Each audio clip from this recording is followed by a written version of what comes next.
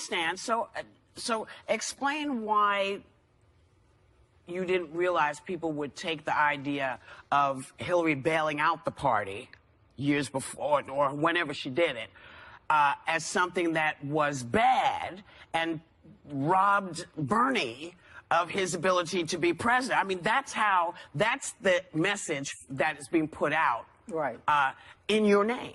Well, first of all, I never used the word rigged in my book. I said that I used the word cancer, and that I was uncomfortable with the cancer that I found when I became chair. Look, I was an officer. I didn't know how deeply in debt our party was, okay? And when I learned that Hillary was bailing us out, I want to call her Secretary Hillary Clinton, but I also know as Hillary because I have great affection and respect for her. When I learned that Hillary was bailing our party out, giving us $3.5 million a month to keep us floating, I appreciated that. But what I wanted control over, Whoopi, was that if I raised $1.50. I wanted to spend my money without asking permission. So that was, Whoopi, it's when Donald Trump last year said, what the hell do you have to lose? It's August 19th. And against African Americans.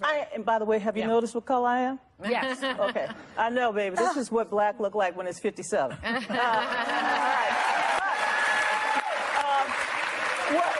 What I wanted, Joy, what I wanted to do. Ooh. All right. Okay. All right. So, but what I wanted was to fight back. I knew Donald Trump was doing more than just trying to rattle African Americans. We had been hacked, so I knew he was playing a game, and I wanted to respond. And I had to respond with a column. I wanted to respond with ads. I wanted to respond with posters. I wanted to respond with more activity across the country. That's what I tried to do, and that's why I said, Bernie, guess what? I found the cancer. I'm not killing the patient. I'm not killing my party because my party was more than electing the president. It was the United States Senate, the Congress, and let me just say, there were things on the ballot that people probably didn't see. I saw Obamacare. I saw climate change. I saw a kid growing up in poverty like myself who wanted a White House and a president who would care for them, and that was Hillary Clinton. I wanted to win. I didn't want to sit there and be a figure. No. Have you spoken to Hillary since? Yeah. Of course, I did. I said that in the book. I spoke to her in February. That was a while. That was a long time. I never spoke to Hillary. Look, she's not on my speed dial. I love her now. I mean, I got all the people, but let me just say this.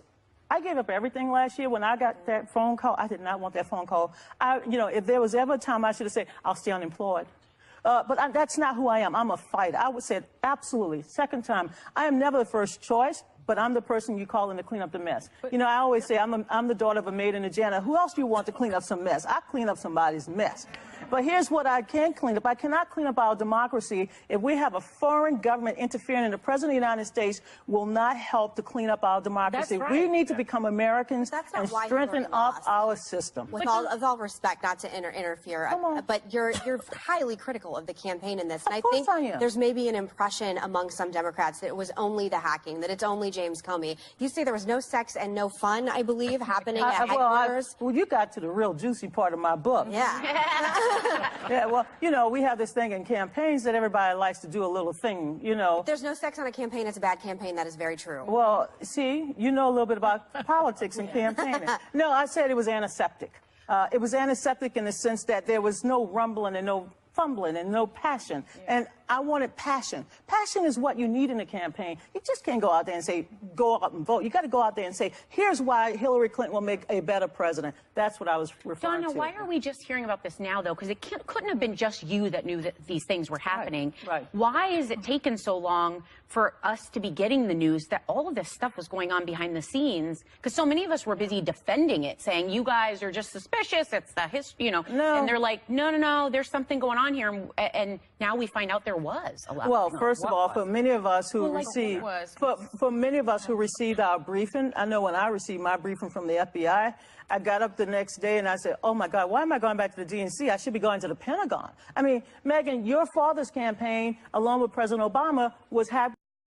This was hacked by the Russians. What are we waiting for, the North Koreans? Are we waiting for the Iranians? Who else are we waiting for? So what I found a lot of dysfunction, a lot of discord, and my job as chair And I think I thought I did my job pretty well. My job was to try to clean up as much as I could, and I left it in good hands with Tom Perez and the other great officers who are now doing a better job. But Donna, and we've been friends for a long time. I know I know you're a straight shooter, but I think what Sarah's getting to is you allege in the book that Hillary Clinton basically owned DNC. She owned the party, she controlled the party, and that was to the detriment and the fairness of the primary between Hillary and Bernie. Is that true? Yes, I put out in the book, and I said there was a joint fundraising agreement that all the candidates signed. We had 5 candidates, but there was a separate memorandum of understanding. When I came to the conclusion that I could not spend the money, I could not direct the resources, and I was having people who did not have the kind of experience I have on the battlefield. When they were telling me I needed $2 million, when I said I needed $8 million. Those were Hillary's people. Well, because I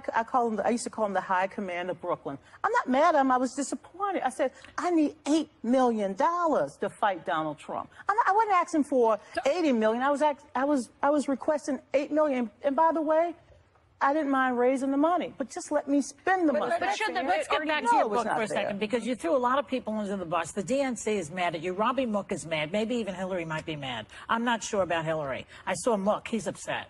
But here's the question I have for you, and I wanted to ask you. Why the timing of this book? Today's election day. Why are you giving red meat to Trump's side? You know, a lot of people ask me that question. Why not have a week, next week? Well, Joy, I didn't quote unquote. I set my launch for my book when I sent in my proposal, and I thought, you know, in the year after a presidential election, that's when you have a lot of debate and dissent. Yeah. Everyone is writing books. Mr. Biden's book is coming out. Mr. Sanders' book has come out. Ms. Clinton's book. And by the way, I thought she wrote a great book. It was a historical, it was a memoir, and also a little campaign. I wanted to tell my story about what happened. I wasn't writing to make someone upset. Look, I was upset. I cried enough for everybody. I apologized enough for everybody. I want to prevent this hacking from happening again. I also want to see the Democratic Party a stronger party, more party, but I also want to make sure that our country is never attacked again. Hold on one second. Donna Brazile is going to stick around, and we will be right back. So, now some folks are not laughing about it. They say he lied for the White House plenty of times, so it's not okay to normalize. I sent an email to April Ryan. Remember April Ryan? Yeah. She's a journalist, and he took her on in March. He said, I'm sorry, please stop shaking your head. Do you remember this? Yeah. So I know her, so I wrote to her and I said, April, do you think the Emmy audience normalized Spicer? And she wrote back, and she said, I could quote her. She said, did they really enjoy it? I thought they were in shock. He minimalizes his lies, meaning Trump's lies. People are angry over it. Twitter was on fire. Sean can laugh at himself if he wants. It seems others are not. He owes people an apology. And I think that part's true. I can get him. Yeah. I do. He's a liar.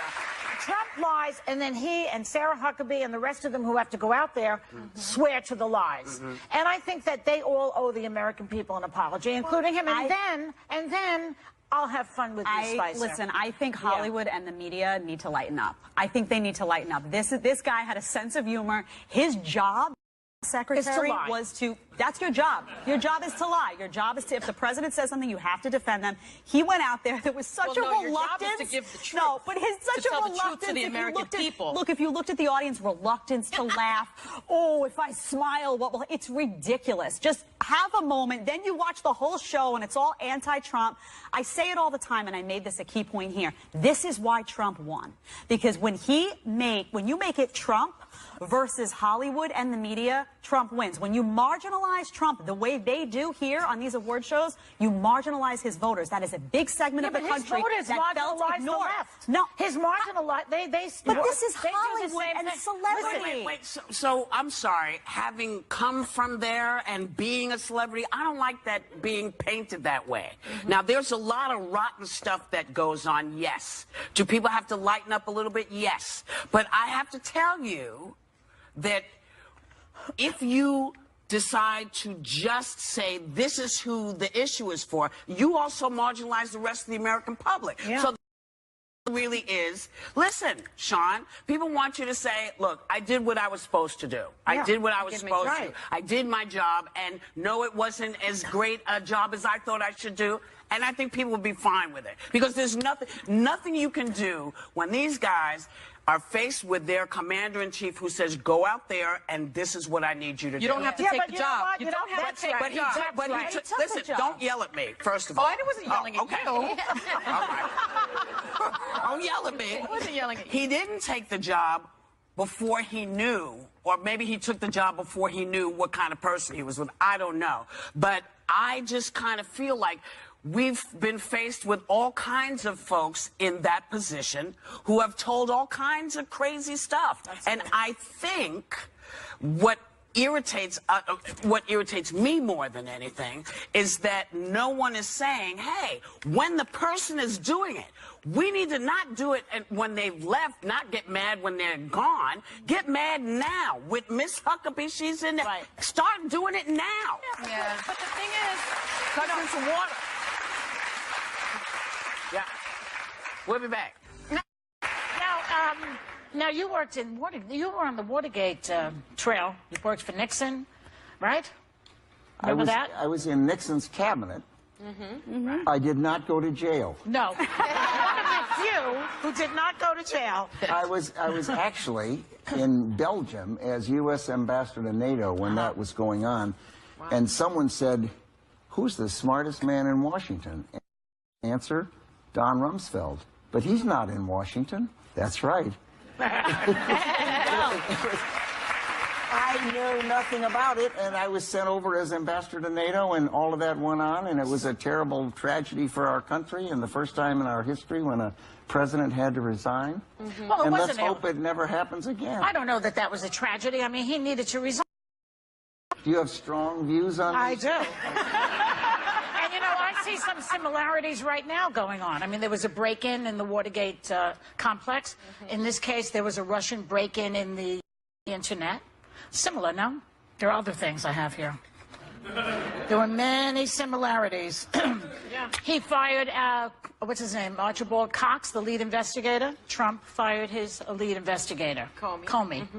I think drawing that we're at a point that approximates Watergate, I think, is a stretch. You know what, Don? I really believe this is worse because the Russian interference. We have a foreign nation interfering with action. You don't think that that's unbelievably sad for this country? That's scary.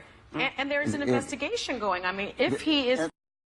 What the investigation proves, Should he be but we don't impeached? know the answer. If it's true, should he be impeached? If it's true, what is If his administration colluded with the Russians to win this election, I haven't should seen he be any impeached? evidence But that they have colluded. Why would I want to if that? Hypothetically, Secretary. Why do you want to engage in hypotheticals? Because it could become a reality. This man was elected President of the United States. There is an investigation on the subject you've cited, which is perfectly appropriate. Right. Every administration has investigations. And a special prosecutor. Nothing. I have a sense you may be jumping. But it's a hypothesis. No, but she's not jumping to conclusions when she says it is a fact that the Russians interfered in the election. We know that for a fact. Do we think other countries haven't had messed around in our country before? Lots of countries are interested in. So it's okay then? This is okay. No, it's not okay. This is we're supposedly okay. these are enemies of the United States. Yeah, but you're taking a leap from another country horsing around in our business. Yeah. And collusion. But and there is an enormous difference. But if there is collusion, isn't that an impeachable offense? From another angle here. Okay. Okay, so anything. Gonna need that bell whoop. Okay, Trump was under fire for allegedly spilling highly classified information to the Russians while in the Oval Office. And given the terror attack in Manchester on Monday and recent news that the UK is kind of, or Manchester's cutting off sharing information with us because of some of the UK. They're cutting off sharing this information because of these leaks. Do you think this is going to continue to happen, that people are not going to be sharing information we need in regard to intelligence because of leaking of classified information? I don't. I think that sharing intelligence is enormously important because every country has intelligence collection, and the countries that we cooperate with closely share with us, and we share with them, and that doesn't happen unless there's a high degree of confidence that it will be handled in an appropriate way. Wow. There are leaks that occur in every country, in every administration. There seem to be leaks taking place now out of the White House, which is unfortunate. And that is important that that be managed so that we do not lose the ability to cooperate